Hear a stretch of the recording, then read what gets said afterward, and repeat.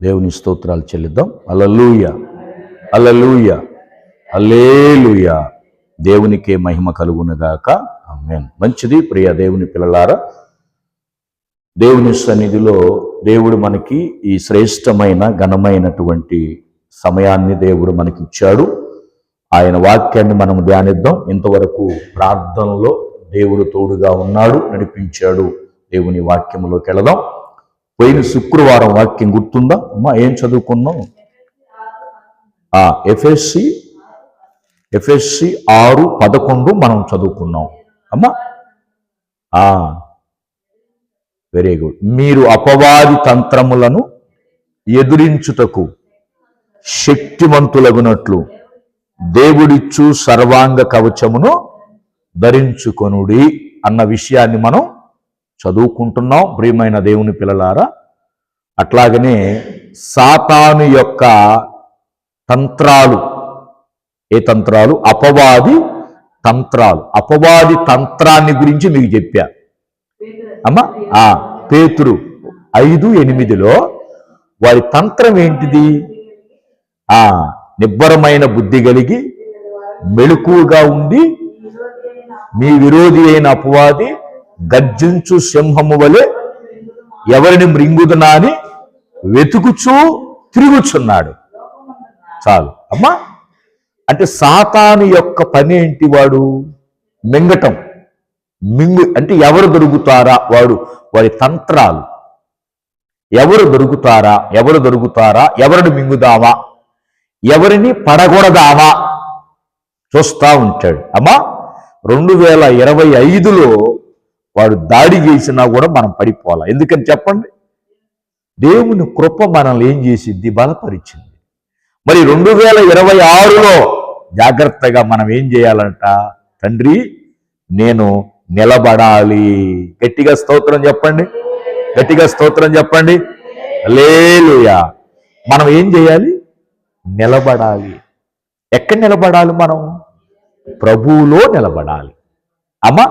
దేవుళ్ళో మనం నిలబడాలి. అందుకనే అపవాది తంత్రాలు ఎదిరించుటకు ఎదురించాలి అంటే మనం ఎదురించాలి అంటే ఏం చేయాలి? నిలబడాలిగా. నిలబడితేనే మనం ఎదిరించగలం. నిలబడకుండా మనం ఎదిరించగలమా? మనం ఎదిరించలేం. అందుకనే ఇశ్రాయేలీల మీద వాడు కనాను దేశానికి వెళ్లకుండా చాలా తంత్రాలు వేశాడు. వాడి తంత్రాలకు వాళ్ళు ఏమయ్యారు? లోబడ్డారు. ఎవరు కూడా నిలబడలేకపోయేటట్టు వాళ్ళు చేశారు. వాడి ఉద్దేశం ఏంటి? సాతాను ఉద్దేశం ఏంటంటే, ఇప్పుడు మనం ఆత్మీయ జీవితాన్ని కట్టుకుంటూ వెళ్తాం. అనుదినము ప్రార్థన చేసుకుంటా, వాక్యాన్ని చదువుతూ, పాటలు పాడుతూ, ప్రభుతో గడుపుతూ వెళ్తాం. మనం కట్టుకుంటూ వెళ్తాం. వాడేం చేస్తాడు? వాడు పడగొడతా ఉంటాడు అమ్మ. వాడి పథకం ఏంటంటే, మనమేమో ఆత్మీయ జీవితాన్ని దేవుని కృప ద్వారా, దేవుని ఆత్మ ద్వారా ఇట్లా కట్టుకుంటూ వెళ్తాము. వాడేం చేస్తున్నాడు? ఎప్పుడు పడగొడదామా సాతాను పథకం. అందుకని ప్రియమైన దేవుని పిల్లలారా, మనం నిలబడటం అనేది మనం నేర్చుకోవాలి. వాడిని ఎదిరించాలి అంటే మనం ఏం చేయాలి?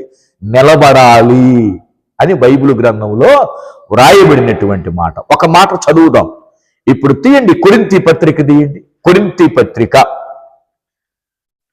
10వ అధ్యాయం దగ్గరికి రండి. దేవుడు ఒక మాట అంటున్నాడు ఇశ్రాయేలు ప్రజలను ఉద్దేశించి. ఏమ్మా? 10వ వచనంలో 12వ వచనం చూడండి. 12వ వచనం. తాను నిలుచుచున్నానని తలంచుకున్నవాడు పడకుండానట్లు జాగ్రత్తగా చూసుకోవాలి అనేది ఈ సంవత్సరం మొదటి శుక్రవారం దేవుడిచ్చిన మాట. ఒక్కసారి స్తోత్రం చెబుదామా? హల్లెలూయా, హల్లెలూయా. దేవునికి మహిమ కలుగునుగాక. ఇప్పుడు మనం ఏమని సంతోషిస్తున్నాం? క్రిస్మస్ బాగా జరిగింది, జనవరి బాగా జరిగిద్ది. ఇక ఏ కార్యక్రమం అయినా యెరూషలేము సంఘంలో జనం వస్తానే ఉంటారు, కార్యక్రమాలు జరుగుతానే ఉంటాయి. మనం ఏమని తలంచుకుంటున్నాం? ఇక మేము నిలబడ్డాం, స్టాండర్డ్ ఫిక్స్ అయిపోయింది యెరూషలేము సంఘం అంటే మనం అనుకుంటున్నాం. కానీ దేవుడు ఏమంటున్నాడో తెలుసా? తాను నిలుచున్నానని తలంచుకునివాడు అంటే నేను నిలబడ్డాను అని నీవు అనుకుంటున్నావు, కానీ నువ్వు నిలబడ్డాను అని నీవు అనుకుంటున్నావు. ఇశ్రాయేలీయులు ఏమనుకున్నారో తెలుసా? మీరు 1 నుంచి 9 వరకు గనక చదివితే అక్కడ అంటాడు, వాళ్ళు కూడా ఏమనుకున్నారంటే మేము ప్రభువులో నిలబడ్డాము కదా, ప్రభువులో ఉన్నాము కదా, ప్రభువుని ఆరాధిస్తున్నాను కదా, ప్రభుని స్తుతిస్తున్నావు కదా, ప్రభుని గణపరుస్తున్నావు కదా అనుకున్నారు. కానీ సాతానుడు ఒక్క నిమిషంలో ఏం చేశాడు? పడగొట్టాడు. అందుకనే గమనించండి ప్రియమైన దేవుని పిల్లలారా, కట్టటం కొన్ని రోజులు పట్టింది అమ్మా, కట్టటం కొన్ని సంవత్సరాలు పట్టింది, కానీ వాడు పడగొట్టడం ఎంతసేపు పట్టింది?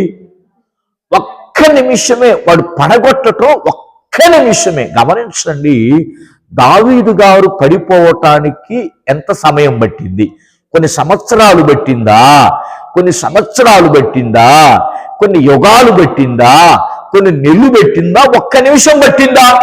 అమ్మా, దావీదు పడిపోవటానికి ఎంతకాలం పట్టింది? స్నానం చేస్తున్న స్త్రీని చూశాడు, అందంగా అనిపించింది ఈయన కంటికి, ఆమెతో శయనిద్దామనుకున్నాడు. ఒక్క నిమిషం స్త్రీకలు చూసినప్పుడు ఈయన మనస్సు చలించింది.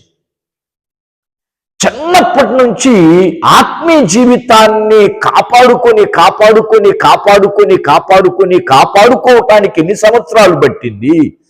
పడిపోవటానికి ఎన్ని సంవత్సరాలు పట్టిందమ్మా? వెంటనే పాపం చేశాడు. పాపము చేయగానే ఇంతకాలం బట్టి ఉన్న పరిశుద్ధాత్మ దావీదు గారి నుంచి వేరైపోయింది. వెంటనే దేవుడు బయటికి వెళ్ళిపోయాడు. ఎందుకని? పాపం వచ్చింది లోపలికి. ఉంటే పాపమన్నా ఉండాలి, దేవుడు అన్నా ఉండాలి. పరిశుద్ధాత్మ దేవుడు ఉన్నాడు. ఇప్పుడు ఎవరు వచ్చారు? పాపం వచ్చేసరికి దేవుడు ఏమయ్యాడు? బయటికి వెళ్ళిపోయాడు. రక్షణ ఆనందం పోయింది, స్థిరమైన మనస్సు పోయింది, దృఢ విశ్వాసం పోయింది. కన్నులు తెరవగానే అనుకున్నాడు, ఇదేంటనని ఎంత అమాయకుడిని అయిపోయాను. ఎన్ని సంవత్సరాలు నా ఆత్మీయతను కాపాడుకున్నాను, నా రక్షణ కాపాడుకున్నాను, దేవుని ఆత్మను కాపాడుకున్నాను. ఇది ఒక్క క్షణంలో ఏం జరిగిందో తెలియదు ఆయనకి. సాతానుడు కబలిచ్చాడు. దేవుని స్తోత్రం.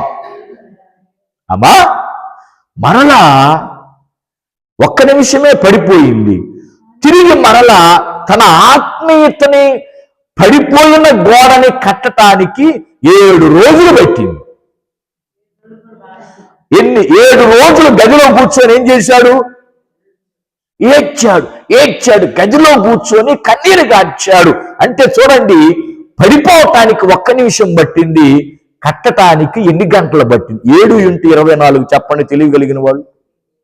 7x24 ఎంత? 7 రోజులు 14, 7 రోజులు 14, 144 గంటలు పట్టింది. అమ్మా, ఎన్ని గంటలు పట్టింది? పడిపోవటానికి ఒక్క నిమిషం పడితే దాన్ని తిరిగి ప్రభువులో పునరుద్ధరణ కలిగి జీవించటానికి ఎన్ని గంటలు పట్టిందంటే 144 గంటలు పట్టింది. అప్పుడు దావీదు గారికి ఏమర్థమైందో తెలుసా? రక్షణ ఆనందం ఎంత విలువైనదో, రక్షణ ఎంత విలువైనదో, పవిత్రత ఎంత విలువైనదో, ఇది లేకపోతే మనము ఎందుకు పనికిరాని ఇస్త్రాకుల్లాగా నా జీవితం అయిపోయిద్దు అని అనుకున్నాడు. వెంటనే బొల్పెలిగి ఏం చేశాడమ్మా? రత్నం గారు కళ్ళు మూయొద్దు. ఏం చేశాడు? ప్రార్థన చేశాడు. అందుకని కొరింథీలో అంటాడు, మనము నిలబడ్డాము అని మనం అనుకుంటున్నాం, కానీ నిలబడానని తలంచుకుని వారందరూ కూడా పడకుండానట్లు జాగ్రత్తగా పడిపోకుండా మనం చూసుకోవాలి. ఎందుకని పడిపోకుండా చూసుకోవాలంటే మనం యాద మనిషి నిద్రపోకూడదంట. ఇక నేను స్టాండర్డ్ అయిపోయాలే, ఇన్ని సంవత్సరాలు నేను ప్రభువులో ఉంటే ఇక నన్ను పడగొట్టేది ఎవరు? నేను కూడా అనుకోవచ్చు సేవకునిగా, ఇక యెరూషలేము సంఘంలో దిట్ట అయిపోయాను, ఓళ్ళ మీద దిట్ట అయిపోయాను, యూట్యూబ్లో దిట్ట అయిపోయాను, అందరు చూస్తున్నారు దిట్ట అయిపోయాను, అందరు పిలుస్తున్నారు దిట్ట అయిపోయాను నేను అనుకోకూడదు. ఎందుకని? ఇదిగో ఆడెక్కడైనా పడగొట్టొచ్చో. అందుకని ఏం చేయాలంట? 2026లో పడకుండాన్నట్లు జాగ్రత్తగా చూసుకోండి. మీ ఆత్మీయ జీవితాన్ని గమనించుకోండి. అనుక్షణం నిన్ను నీవు పరిశీలన చేసుకో, అనుక్షణం నిన్ను నీవు కాపాడుకో, అనుక్షణము నీవు ఆయనతో కలిసి ఉండు. స్తోత్రం చెబుదాం, గట్టిగా గట్టిగా స్తోత్రం చెబుదామా? ఏమండి, దొంగ ఎప్పుడు వస్తాడు? దొంగ ఎప్పుడు వస్తాడండి? ఇప్పుడు దొంగిలించటానికి వాడు ఎప్పుడు వస్తాడు? నువ్వు మేల్కొన్నప్పుడు వస్తాడా, నిద్రపోయేటప్పుడు వస్తాడా? నిద్రపోయేటప్పుడు వస్తాడు. నిద్రపోయేటప్పుడు వస్తాడు. మేల్కొన్నప్పుడు వాడు రాడు. ఎందుకని? వాడు చిక్కుతాడు. వాడి క్రియలేంటో చిక్కుతాయి. వాడు ఆకారం కనపడింది. వాడు ఎలాంటి వాడు, ఏ ఊరి వాడో తెలిసిద్ది. అందుకని ఏం చేస్తాడు? నిద్రపోయేటప్పుడు, యాదమరిచినప్పుడు వాడు వస్తా ఉంటాడు. అందుకనే దేవుడు అన్నాడు, మీరు మెళుకోగలిగి ప్రార్థన జాగ్రత్త. నీవు ఒక సైనికుడివి. నువ్వు ఎప్పుడు మెళుకోగలిగి ఉండాలి. నీ యొక్క హృదయాన్ని కాపాడుకోవాలి అన్నాడు. అందుకనే ఎఫెసీ పత్రికలు అంటాడు, అపవాది తంత్రాలు మనము ఎదురించుటకు ప్రభువా మనం ప్రార్థన చేసుకుందాం. 2026లో తండ్రి, నేను వాడిని ఎదిరించాలని నేను ప్రార్థన చేసుకుంటున్నానయ్యా. నువ్వు నాకు ఆ శక్తిని దయచేయి ప్రభువా, నువ్వు నాకు ఆ బలాన్ని దయచేయి. ఏమండి, కొరింథీలో ఎదిరించలేని వాళ్ళు ఏమయ్యారో చెప్పమంటారా? వాడిని ఎదిరించలేని వాళ్ళు ఏమయ్యారంటే అక్కడ కొన్ని ఉదాహరణలు ఉన్నాయి మనకి. ఏ ఉదాహరణలు ఉన్నాయి? 7, 8, 9 వచనాలు చూడండి. సాతాను వాళ్ళని ఏం చేశాడు? జనులు తినుటకును త్రాగుటకును కూర్చుండి ఆడుటకు లేచిరి అని వ్రాయబడినట్లు వారిలో కొందరి వలె మీరు విగ్రహారాధికులై ఉండకుడి, మరియు వారి వలె మనము వ్యభిచరింపకపోదుము. వారిలో కొందరు వ్యభిచరించి నందున ఒక్క దినముననే 23,000 మంది కూలిపోయారు. మనము ప్రభుని శోధింపక ఉందుము. వారిలో కొందరు శోధించి సర్పము వలన నశించిపోయారు. మీరు సనగకుడి, సనిగి సంహారకుని చేత నశించిరి. ఈ సంగతులు దృష్టాంతములుగా వారికి సంభవించి యుగాంతమున్న మనకు బుద్ధి కలుగుటకై రాయబడెను. యుగాంతమున్న మనకు, ఇప్పుడు మనం ఎక్కడున్నాం? యుగములో చివరున్నాం. మన తర్వాత ఇంక లేదు ప్రపంచం. ఇప్పుడు మన తర్వాత ఇంక ప్రపంచం లేదు. ఇదే చివరి యుగం. యుగాంతం అన్నాడు. యుగాంతం అంటే అర్థం ఏంటంటే ఇక మనమే లాస్ట్. 3 యుగాలు ఉన్నాయి. ఒకటి పితరుల యుగం అయిపోయింది, పితరుల యుగం అయిపోయింది. రెండవది ధర్మశాస్త్ర కాలం అయిపోయింది, మోషే కాలం అయిపోయింది. చివరి యుగం ఏంటో తెలుసా? కృపాయుగము, క్రీస్తు యుగము. యుగాంతమున్న మనకు ఇప్పుడు మనము యుగములో ప్రారంభములో లేవు, మధ్యలో లేవు, చివరి ఉన్నాం. ఇదే కడవరి గడియలు అన్నాడు. అంచె దినాలని బైబిల్ చెప్తుంది. అవునా కాదమ్మా? మనం అంచె దినాలలో మనం ఉన్నాం. ఈ అంచె దినాలు, ఈ యుగాంతమందు ఎట్లాగుంటుంది? ఈ కాలం భయంకరంగా ఉంటుంది. అదే అంటాడు, అంచె దినములలో అపాయకరమైన కాలములు వచ్చునని తెలుసుకున్నాము. ఇన్ని అపాయాలు ఇంతకు ముందు ఉన్నాయా? ఇన్ని అపాయాలు ఇంతకు ముందు ఉన్నాయా? ఇన్ని జబ్బులు ఇంతకు ముందు ఉన్నాయా? ఎంత కల్మషం ఇంతకు ముందు ఉందా? ఎంత చెడు ఎప్పుడైనా ఉందా? లేదు. మనోళ్ళు అంటారు, పోయినోళ్లే మంచోళ్ళు, పోయిన కాలమే మంచిది. ఓ అమ్మో, ఇంకా ముందు ఎలాంటి వాళ్ళు పుడతారో పిల్లలు, ఎలాంటి వాళ్ళు పుడతారో, ఎలాంటి వాళ్ళు పుడతారు, ఎంత దుర్మార్గులు పుడతారో. ఎందుకనంటే ప్రపంచం అంతం దగ్గర అయ్యే కొద్దీ మనుషుల యొక్క ప్రవర్తన మారుతూ పాపము పెరుగుతూ ఉంటుంది. అందుకని ప్రభు అన్నాడు, ఈ యుగాంతమందున్న మనకు బుద్ధి కలగటానికి. ఏం కలగటానికి? ఇప్పుడు పాత నిబంధన మనకి కొత్త నిబంధనకి ఎందుకు యాడ్ చేశారు? అది అయిపోయింది, దాన్ని తీసేయొచ్చుగా, మనకు కొత్త నిబంధన ఇయ్యొచ్చుగా బైబిల్. పాత నిబంధన ఎందుకు కలిపారో తెలుసా? అది మనకు బుద్ధి చెబుతుందంట. ఏది? పాత నిబంధన మనకి జ్ఞానాన్ని కలిగిస్తుంది, బుద్ధి చెబుతుంది. ఏమని చెప్తుంది? దావీదు గారు తప్పు చేశాడు, ఆయనలాగా మీరు చేయదు. తప్పు చేసిన ఆయన ఏమయ్యాడు? సొలొమోను పడిపోయాడు, మీరు అట్లాగా ఉండొద్దు. సంసోను పడిపోయాడు, మీరు అట్లాగా ఉండొద్దు అని చెబుతుంటే కొంతమంది ఏమంటారు తెలుసా? దావీదు ఎంతమందిని ఉంచుకోలేదు, నేను ఇద్దరు ఉంచుకుంటే ఏమైంది? దాన్ని మనం కంపేర్ చేసుకోకూడదు, దాన్ని చూసి మనం నేర్చుకోవాలి. దేవుని స్తోత్రం. ప్రియమైన దేవుని పిల్లలారా, అందుకనే యుగాంతమందున్న మనకు బుద్ధి కలగటానికి ఇవి రాయబడ్డాయి. ఏవి రాయబడ్డాయి? ఇప్పుడు మీరు పైనుంచి చదివారు కదా, కొంతమంది విగ్రహారాధనలో పడిపోయారు, కొంతమంది వ్యభిచారం వలన పడిపోయారు, కొంతమంది సనగటం వలన గొనగటం వలన పడిపోయారు, కొంతమంది తిరణాలకి ఆడటం, తినటం, సుఖించటం, త్రాగటం, వాళ్ళకి ఇష్టం వచ్చినట్టు చిందులేయటం అక్కడ పడిపోయారు. చూడండి సాతాను ఏం చేసిందో చూడండి, ఎన్ని రకాలుగా పడగొట్టిందో. దేవునికి మహిమ కలుగునుగాక. అమ్మా ఎన్ని రకాలుగా పడగొట్టింది చెప్పండి? ఎన్ని రకాలు పడగొట్టింది? ఒకటి తినటం, త్రాగటం. రెండవది వ్యభిచారం. మూడవది శోధించారు. నాలుగవది సరిగారు.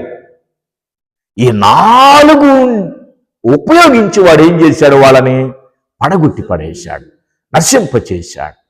దేవునికి అయిష్టత పుట్టేటట్టు కలగజేశాడు. దేవునికి వ్యతిరేకమైన జీవితాలు ప్రసాదించాడు వాళ్ళకి. వాళ్ళు ఏమయ్యారో చూడండి. అందుకని ఇవి మనకెందుకు చెప్పాడు చెప్పమంటారా? ఈ పోయిన సంగతులు ఇప్పుడు మనకి ఎందుకు చెప్పాడు? యుగాంతమందున్న మనకెందుకు చెప్పాడంటే మీరు బుద్ధి తెచ్చుకోవాలి. ఏం తెచ్చుకోవాలి? ఎవరిని చూసి బుద్ధి తెచ్చుకోవాలి? మనకు ముందు పడిపోయిన వాళ్ళు ఉన్నారు, మనకు ముందు కనాను దేశానికి వెళ్ళలేని వాళ్ళు ఉన్నారు, మనకంటే ముందు తప్పిపోయిన వాళ్ళు ఉన్నారు. వాళ్ళ పరిస్థితి అంటే ఒక్కసారి ఆలోచించండి. మీరు అట్లా కాకూడదని పౌలు గారు సంఘంతో మాట్లాడుతున్నాడు. ఎందుకని సంఘంతో మాట్లాడుతున్నాడో తెలుసా? కొరింథీ సంఘములో పాపము చేస్తూ బల్లారాలను తీసుకుంటున్నారు, పాపము చేస్తూ పాటలు పాడుతున్నారు, పాపము చేస్తూ ఇక్కడికి వచ్చి ఆరాధనలు చేస్తున్నారు, నటిస్తున్నారు. అందుకని వాళ్ళ కొరకు సంఘములో ఉన్నటువంటి వాళ్ళు తెలుసుకుంటారని వెనకటి సంగతులు ఏం చేశాడు? ఆయన రాశాడు. కొరింథీ సంఘములో జరిగిన సంఘటన ఏ సంఘములో జరగల. ఏమండి, ఒక ఆమెని తండ్రి ఉంచుకున్నాడు, తీసేసాయి. అది తండ్రి ఉంచుకున్నటువంటి స్త్రీని కొడుకు ఉంచుకున్నాడంట. సంఘములు, కొరింథీ సంఘములో జరిగిన సంఘటన. పౌలు గారి పేగులు తరక్కుపోయింది. మనం ఎవరమి? మనము దేవుని బిడలము, పరిశుద్ధాత్మ బిడలము. మీరు చేస్తుంది ఏంటి? అలాంటి వాడిని చూస్తూ మీరేం చేస్తున్నారు? వాడికి బుద్ధి చెప్పకూడదా? 4 మాటలు చెప్పకూడదా అని దాని విషయంలో ఈ 1 కొరింథీ అంతా కూడా బిల్ట్ అయింది. దేవుని స్తోత్రం. 16 అధ్యాయాలు అతని గురించే రాశాడు. 16 అధ్యాయాలు అతని గురించే. మీరు స్పష్టంగా ఇంటికి వెళ్ళి నాకు చదవండి. 16 అధ్యాయాలు కూడా తన గురించే రాశాడు. ఎందుకో తెలుసా? అక్కడ అంటాడు, పులిపిండి కొంచెమైనను వాడు ఒక్కడే, 99 మంది పరిశుద్ధులు, ఒక్కడు పాపి. కానీ ఆ ఒక్కడు ఏం చేస్తాడో తెలుసా? 99 మందిని చెడగొడతాడు. ఎందుకు చెప్పమంటారా? చెడు స్పీడ్గా పాకిద్దంట, మంచి 99 మందిని ఒకరిని మార్చలేకపోయారు కొరింథీ సంఘంలో వాళ్ళు. అప్పుడు పౌలు గారు ఏమంటాడు తెలుసా? ఈ ఒక్కని నీలో లేకుండా చేయండి, జాగ్రత్త, ఈ ఒక్కడిని మీరు మార్చండి అంటాడు. ఒకవేళ వాడిని మీరు మార్చకపోతే వాడే మిమ్మల్ని అందరిని వ్యభిచారులు చేస్తారు, జాగ్రత్త, మీరు అతనితో సహవాసం చేయొద్దు అంటాడు మరలా కొరింథీ పత్రికలో. దేవునికి స్తోత్రం. హల్లెలూయా. ప్రియమైన దేవుని పిల్లలారా, అందుకనే మనం పడిపోకుండా ఏం చేయాలంట? కానీ సాతాన్ని ఈ కొరింథీ 10వ అధ్యాయములో ఉన్న ఈ 3 వచనాల్లో ఉన్న జనులు ఎదిరించలేక పోయారు. ఎదిరించగలిగారా? వీళ్ళు ఎదిరించగలిగారా? లేదు. కానీ 2 మాత్రం ఎదిరించారంట. ఎంతమందిలో గమనించండి, 12 మంది ఉన్నారు. 12 మందిలో 10 మంది సాతాను యొక్క వాడిని ఎదిరించలేక దేవునికి దూరం అయ్యారు. కానీ ఇద్దరు మాత్రం ఏం చేశారు? ఏం చేశారు ఇద్దరు? ఒరే సాతానా, నువ్వు ఎన్ని ఆలోచనలు అన్నా కలిగించు, నా ప్రభు ఆలోచన తప్ప నాకు ఇంకొక ఆలోచన మాకు రాకూడదు ప్రభువా. మేము ప్రభుతోనే ఉంటాం, మాకు అన్నం ఉన్నా లేకపోయినా ఆయన చెప్పినట్టే మేము జీవిస్తామని ఇద్దరు ముందుకు పడి, వాడు సాతానుడు ఎంత ప్రేరేపించినా, ఎంత ముందుకు చేసుకొచ్చి ఆశలన్నీ కూర్చోబెట్టినా వాటి వైపు చూడకుండా ఏం చేశారు? ఇద్దరు కళ్ళు మూసుకొని నిగ్రహ శక్తితో మనసుని కంట్రోల్ చేసుకొని, యేసయ్య ప్రత్యక్షం కావాలి మా జీవితాల్లో, మేము కనాను దేశానికి వెళ్ళాలి. ఇప్పుడేముంది?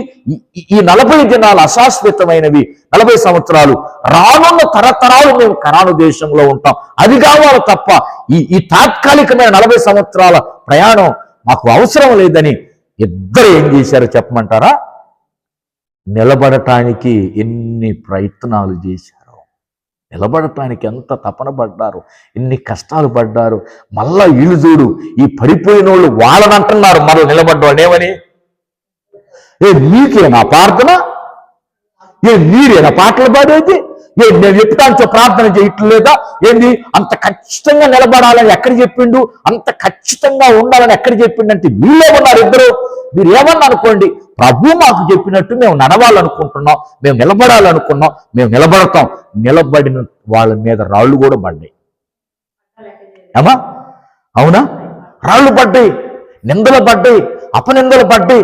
అయినా కూడా వాళ్ళు దేనికి లొంగకుండా ఏం చేశారు తెలుసా? మేము నిలబడాలి, యేసయ్యకి మహిమ కలుగునుగాక. 2026లో మన ముందు ఛాలెంజ్ ఉంది. ఏం ఛాలెంజ్? చెప్పాలి. ప్రభువులో నిలబడాలి. మందిరంలో నిలబడటం కాదు. మందిరంలో ఏముంది? ఇప్పుడు మన నూతనంగా వచ్చిన వారు కూడా మందిరంలో నిలబడ్డారు. మందిరం నిలబడటం కాదు, ప్రభువులో నిలబడాలి. ఎక్కడున్నా, మందిరం బయట ఉన్నా, మందిరంలో ఉన్నా, ఆయనలో, ఆయన మాటలో, ఆయన చెప్పినట్టు జీవించటం చాలా గొప్పతనం. దేవునికి మహిమ కలుగునుగాక. అందుకనే యెహోషువ గ్రంథములో ఈ 2 తరాలే పట్టణాన్ని, కనాను దేశాన్ని ఏ తరాలు? యెహోషువ తరం, కాలేబు తరం. యెహోషువ తరం, ఈ 2 తరాలే మిగిలి ఉన్నాయి. మిగతా తరాలన్నీ నశించిపోయింది. ఆ నశించిపోయిన తరాలు బిడ్డలే వీళ్ళందరూ.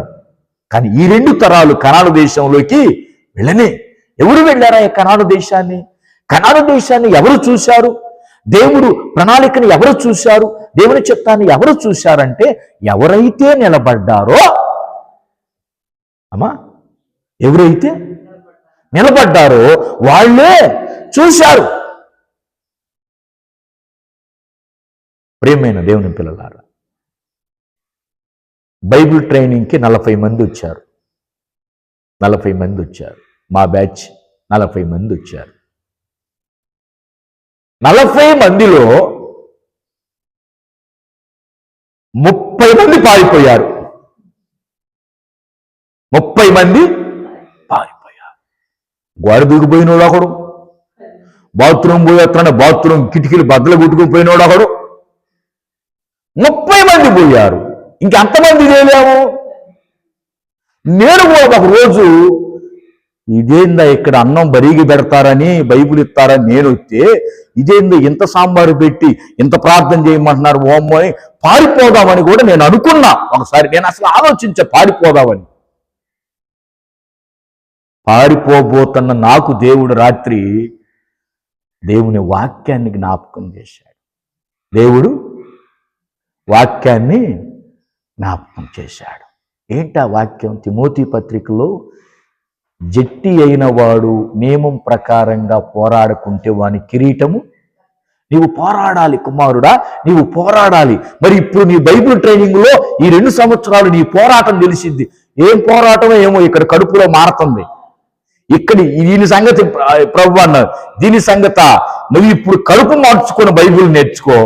రేపు కడుపు నిండా ఎక్కడికి పోయినా బిర్యానీ తింటావు. ఇప్పుడు మార్చుకున్నావు అనుకో, రేపేం చేస్తావు? ఇప్పుడు బరీగా నింపుకోవాలని చూస్తే అప్పటికప్పుడే ఇలా ఏమవుతుందని ఎక్కడికి పోయినా, అమ్మా వండొద్దమ్మా, అయ్యా వండొద్దయ్యా, అయ్యా వండొద్దనే కాడికి. ఎందుకని?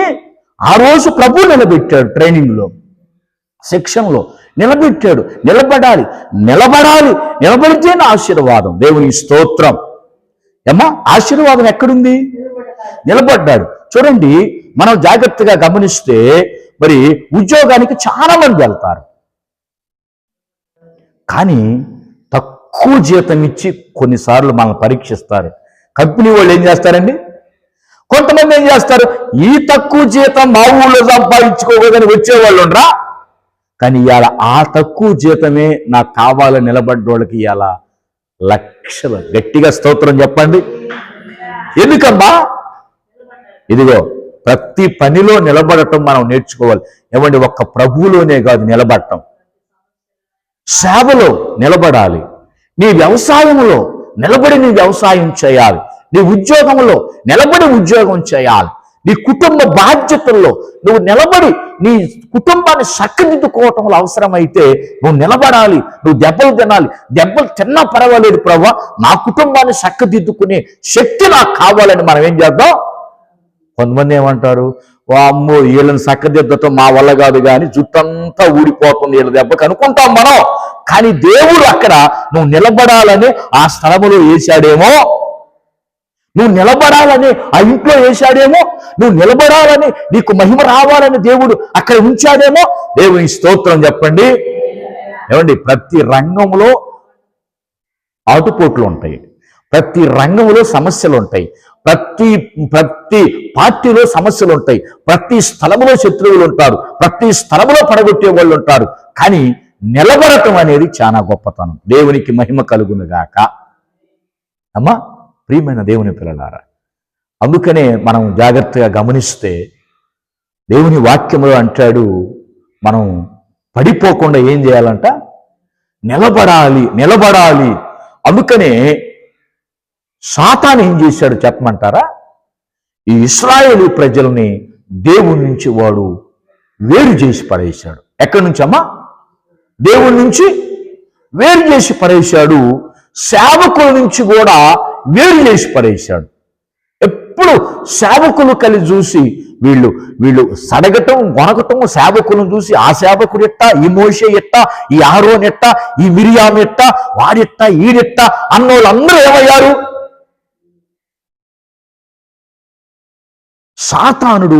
అందుకని అన్నాడు, సాతాను తంత్రాలు మనం ఎరగాలి. వాడు మనలో ఆలోచన కలిగిస్తున్నాడు, ఒక ఆలోచన పుట్టిస్తున్నాడు. సేవకుడికి వ్యతిరేకంగా, సంఘానికి వ్యతిరేకంగా ఒక ఆలోచన కలిగజేస్తున్నాడు. అది మనం ఎరగాలని బైబిల్ చెబుతుంది. దేవుని స్తోత్ర, హల్లెలూయా. అమ్మ, అవునా కాదా? ప్రభు సన్నిధిలో మనం జాగ్రత్తగా గమనిస్తే ఈ కొరింథీలో ఉన్నటువంటి ఈ 10వ అధ్యాయములో ఉన్న ఈ 4 రకాల పాపం చేసిన వాళ్ళని సాతాను ఏం చేశారు? ప్రభు నుంచి వేరు చేసి నమిలి మింగేశాడు, విడగొట్టాడు. ఎందుకంటే వాళ్ళు ప్రభువులో ఉంటే వీడు మింగటానికి అవకాశం లేదుగా. ఉందా? వీడు తినటానికి అవకాశం ఉందా? లేదు. 4 ఆవుల కథ ఎంతమందికి తెలుసు? 4 ఆవుల కథ ఎంతమందికి తెలుసు? చిన్నప్పుడు తెలుసు కదమ్మా. 4 ఆవులు కలిసి ఉన్నాయి అంట. జాగ్రత్తగా వినండి. ఎన్ని ఆవులు? 4 ఆవులు కలిసి ఉన్నాయి. ఒక పులి ఏం చేస్తుంది? ఒక ఆవు కాడికి పోతుంది తిందాం అనేసరికి 3 ఆవులు వస్తున్నాయి అంట. దీనికి సపోర్ట్గా, దీన్ని కాపాడుకోవటానికి. ఇంకొక రోజు ఇంకొక ఆవు కాడికి పోయినాయి అంట. మిగతా 3 వస్తున్నాయి. అబ్బో, వీళ్ళందరూ కలిసిమెలిసి ఎంత బంధంతో ఉన్నారు. ఒక్క ఆవును కదిలిచ్చిన ఆవులు వస్తున్నాయి. ఇప్పుడు ఎంతకాలం పోయినా వీటిని తింటం నా వలన కాదని సాతాను పిల్లేం చేసిండు చెప్పమంటారా? ఒక ఆవుకి సంబంధం లేకుండా ఒక ఆవు దగ్గరకు వచ్చావన్నది పులి. పిచ్చిదానివి, నువ్వు వాళ్ళ ముగ్గురిని నమ్ముతున్నావా? అసలు నువ్వు పిచ్చిదానివి అన్నది. ఏ పిచ్చిదాని? మా ఫ్రెండ్స్ అయితే, మా ప్రాణ స్నేహితులు అయితే అన్నది. అసలు వాళ్ళ తత్వాలు వాళ్ళు మాట్లాడుకుంటుంటే నేను విన్నా. అసలు నువ్వు ఎందుకు పనికిరావంట, నేను తక్కువ చేస్తున్నారు, అసలు నీ గురించి ఎవరు మాట్లాడుకోవట్లేదు, హీనంగా మాట్లాడుకుంటున్నారనేసరికి ఈ ఆవుకి ఏం కలిగింది? ఇదేందా ఎంతకాలం ఫ్రెండ్షిప్ లో ఉండి వాళ్ళు నన్ను గురించి ఈ మనసులో పెట్టుకుందంట. ఇంకొక ఆవు దగ్గర పోయి ఏం చెప్పింది? ఈ ఆవుని గురించి చెప్పింది. ఇంకొక ఆవు దగ్గర పోయి ఏం చెప్పింది? ఈ ఆవుని గురించి చెప్పింది. ఇది చెప్పినటువంటి విషయాలన్నీ కూడా ఏం చేశారు వాళ్ళు మనసులో? ఏమండి, దేవుడు చెప్పిన విషయాలు మనసులో పెట్టుకోగానే దేవుడి విషయాలు మనసులో పెట్టుకుంటావా? వాక్యం మనసులో పెట్టుకుంటావా? మనసులో ఏం పెట్టుకుంటామో చెప్పండి. చెడు మాటలు చెబుతారే, విడదీయటానికి చెబుతారే, ఆ మాటలు ఎంత లోతుగా పోతాయో హృదయంలోకి. కానీ వాక్యం ఎన్ని గంటలు చెప్పినా ఎప్పుడు వినే వాక్యమే కదా అనుకుంటాం. అది ఒక్క మాట చెప్పగానే ఏమైంది? ఇక ఈ 4 ఆవులు మనస్పర్ధలు వచ్చినాయి. ఏమొచ్చినాయి? మనస్పర్ధలు వచ్చి 4 ఆవులు ఎడిపోయినాయి, 4 దిక్కులకి పోయినాయి. ఇప్పుడు పులికి సులభమైపోయింది. ఏమైపోయింది? ఇప్పుడు రోజుకు 1 ఆవు కాడికి తినేస్తుంది. తీరా చూస్తే 1 ఆవు కూడా లేదు. అంటే ఇది మనకేం నేర్పుతుందో చెప్పమంటారా? యేసయ్య మనం కలిసి ఉన్నంత కాలం, యేసయ్య మనం అనుకుందాం. యేసయ్య మనం మన ఇద్దరం కలిసి ఉన్నంత కాలం మనల్ని మింగటం ఏ సాతాను వలన కాదు, ఎవరి వలన కాదు, ఏ పరిస్థితి వలన కాదు. కానీ వాడి పథకం ఏంటో తెలుసా? ఆవులను విడదీసినట్టే క్రీస్తు నుంచి నిన్ను వాడు విడగొడతాడు. నీకు పనికి మాలిన ఆలోచనలు ఇచ్చి, సేవకుల నుంచి, ప్రభు నుంచి నీకు మనస్పర్ధలు కలగజేసి నిన్ను వెడగొట్టాడనుకో, నువ్వు సింగిల్ అయిపోతావు. అప్పుడేం చేస్తాడు వాడు? ఏం చేస్తాడు? తినేస్తాడు. దేవుని స్తోత్రం చెప్పండి. కుటుంబంలో కూడా అంతే. భార్యాభర్తలు ఒక మాట మీద ఉన్నారనుకోండి, ఆ కుటుంబాన్ని ఎవరు తాగటానికి ఒకే మాట మీద, ఏ రూపాయి ఇవ్వాలన్నా, రూపాయి తేవాలన్నా, ఒక ఫంక్షన్ చేయాలన్నా, ఒక ఇద్దరు ఒకే మాట మీద ఉంటే ఎవరు ఏమి? ఇప్పుడు తలా ఒక మాట అయితే, తలా ఒక దారి అయితే, తలా ఒక ఆలోచన అయితే ఏం చేస్తాడు సాతానుడు? ఎవరి దారిని వాళ్ళు కనపడిన వాళ్ళు మింగి అవతలేస్తాడు. అందుకని ఈరోజు ప్రభు మనతో ఏం మాట్లాడుతున్నాడు చెప్పమంటారా? మనం పడిపోకుండా, తండ్రి వాడిని నేను ఎదిరించాలి. ఇశ్రాయేలీయులు ఎదిరించలేకపోయారు. యెహోషువ, కాలేబు అయితే సాతాను తంత్రాలు ఎదిరించి నిలబడ్డారు. వాళ్ళలాంటి మనసు నాకు కావాలయ్యా, వాళ్ళలాంటి ప్రార్థన నాకు కావాలయ్యా, వాళ్ళకున్న కృప నాకు కావాలని మనం ఏం చేద్దాం? ప్రార్థన చేద్దాం. సంఘములో ఉన్న ప్రతి బిడ్డ పడిపోకుండాన్నట్లు మనం ఏం చేయాలి? నిలబడుదుముగాక, దేవుడు నిలబెట్టునుగాక. ప్రియమైన దేవుని పిల్లలారా, అందుకని యుగాంతమున్న మనకు బుద్ధి కలగటక ఈ మాటలు రాయబడ్డాయి. చూడండి, పడిపోయిన వాళ్ళని గురించి పాత నిబంధనలో ఉంది, నిలబడ్డ వాళ్ళని గురించి కూడా ఉంది కదమ్మా. పడిపోయిన వాళ్ళ గురించి ఉంది, నిలబడ్డ వాళ్ళని గురించింది. మనం పడిపోయిన వాళ్ళని గురించే ఎక్కువగా మనం చూడాలి. ఎందుకు చెప్పండి? మనం పడిపోకుండా ఉండాలంటే అక్కడ ఉదాహరణ ఉంది. వాళ్ళని చూసిన తర్వాత నిలబడ్డ వాళ్ళని గురించి మనం ఆలోచిద్దాం. ముందు మనం ఆలోచించాల్సింది ఎవరినంటే తెలుసా? మన కంటే ముందు పడిపోయిన వాళ్ళని గురించి. వాళ్ళ పరిస్థితి ఎంత దారుణంగా ఉందో దాన్ని ఊహించుకుంటే మనం పడిపోవటానికి అవకాశం లేదు. ప్రియ దేవుని పిల్లలారా, చూడండి, మనం లైన్లో వెళ్తున్నాం అమ్మా, లైన్లో వెళ్తున్నాం. ఒకడు దబిక్కిన గొంతులో పడ్డాడు అనుకో, రెండో వాడు ఏం చేస్తాడు? వామ్ము వాడు పడ్డాడు కానీ ఎందుకు గొంతులో పడ్డాడు అని ఈడేం చేస్తాడు? పక్కన వెనక్కి చేస్తాడు. అంతేగాని వాడు బడ్డలే, వాడు బడంగా లేదు, నేను బట్టి పోతాడా, ముందుకు పోతాం. మనం ఏం చేస్తారమ్మా అర్థమా?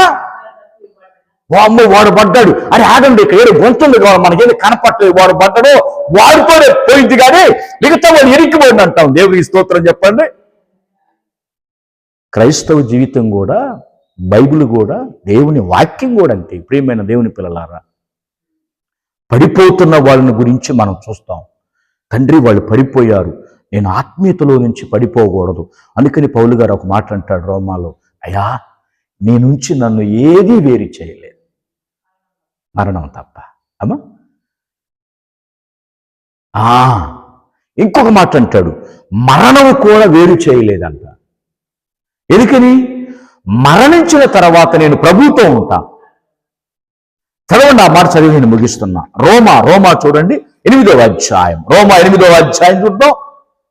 రోమా 8వ అధ్యాయం చూద్దాం. రోమా 8వ అధ్యాయంలో 38 చూడండి. 38 రోమా 8వ అధ్యాయం 38వ వచనములో ఏమైనను మరణమైనను జీవమైనను దేవదూతలైనను ప్రధానులైనను ఉన్నవైనను రాబోవునవైనను అధికారులైనను ఎత్తైనను లోతైనను సృష్టించబడిన మరి ఏదైనను మన ప్రభువైన యేసుక్రీస్తు నందలి దేవుని ప్రేమ నుండి మనలను ఎడబాప నేరవని రూఢిగా అంటే అమ్మా, రూఢిగా అంటే ఏంది? రూఢిగా అంటే ఖచ్చితంగా నేను నమ్ముతున్నా. ఏమని నమ్ముతున్నాడు పౌలు గారు? ఖచ్చితంగా, అయ్యా మరణము కూడా నీ నుంచి నన్ను ఏరు చేయదు. మరణం అంటే ఏంది అమ్మా? మొదటి మరణం, ఈ లోక సంబంధమైన మరణం ప్రభు నుంచి మనల్ని వేరు చేయదు. మరణం పైకొచ్చినా కూడా మనం చనిపోతామని తెలిసినా కూడా నేను నిన్ను వదిలిపెట్టను. అవసరమైతే మరణానికి లోనవుతా తప్ప నేను నిన్ను వదిలిపెట్టను. రెండవది ఏమన్నాడు? జీవమైనను దేవదూతలు చెప్పినా ప్రధానులు చెప్పినా ఉన్నవి రాబు అధికారులైన ఎత్తైన లోతైన సృష్టి ఏదైనా కూడా, అది ఏదైనా కావచ్చు ప్రపంచంలో, నీ నుంచి నన్ను ఏది చూడండి. అందుకని పౌలు గారిని కదిలించటం ఎవరి వలన? పౌలు గారిని కదిలించటం ఎవరి వలన కాదు, ఎవరి వలన కాలేకపోయింది. పౌలు గారు రోమా వెళ్ళాడు, అయిపోయింది ఆయన చరిత్ర. లాస్ట్లో రోమా ప్రభుత్వం కోర్టు శిక్ష విధించింది. రోమా దాకా సువార్త ప్రకటించాలని పౌలు గారికి దేవుడు ఇచ్చిన దర్శనం. చివరికి బూదిగంతాలకు రోమా సామ్రాజ్యానికి వెళ్ళిపోయాడు. అక్కడ శిక్ష విధించింది. ఏ శిక్ష తెలుసా? చెక్క దిమ్మి చికెన్ కొడతారు చూసారా? చికెన్ కొడతారు, చెక్కలు ఉంటాయి చూసారా? చికెన్ కొట్టి ఎంతమంది తెలుసు? చికెన్ కట్లో చికెన్ కొడతారు చెక్కలు. ఆ చెక్క మీద తలకాయ పెడితే సైనికుడు గొడ్డలతో పౌలు గారి తల నరకాలి. అదే శిక్ష, రోమా ప్రభుత్వం ఇచ్చిన శిక్ష. అయితే పౌలు గారు ప్రార్థన చేసుకొని దాని మీద తలకాయ పెట్టాడంట. అప్పుడు క్లౌదియా చక్రవర్తి అన్నాడు, ఇప్పుడైనా నువ్వు సువార్తను చెప్పకుండా మానుకుంటావా అన్నాడంట. చివరి కోరిక, ఇప్పుడైనా నువ్వు సువార్తను చెప్పకుండా మానేస్తే నీ శిక్షను రద్దు చేస్తామంటే, రాజా ఆలస్యం చేయొద్దు, నీ శిక్ష నువ్వేమని పౌలు గారు చెప్పాడు. గట్టిగా చప్పట్లు కొడదాం.